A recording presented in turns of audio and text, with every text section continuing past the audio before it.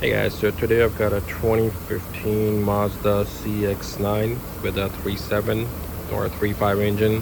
It's got a code p0016 for incorrect or correlation timing code.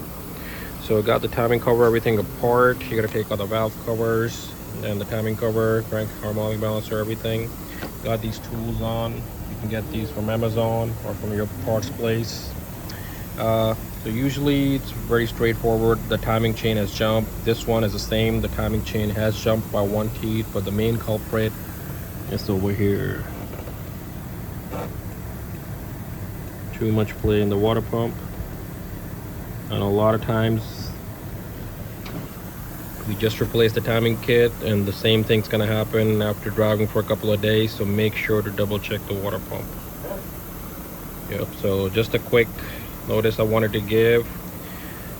There's a lot of videos that'll show you the R&R, but I just wanted to show this one quick tip. All right, thank you for watching this video. Please support, like, and subscribe.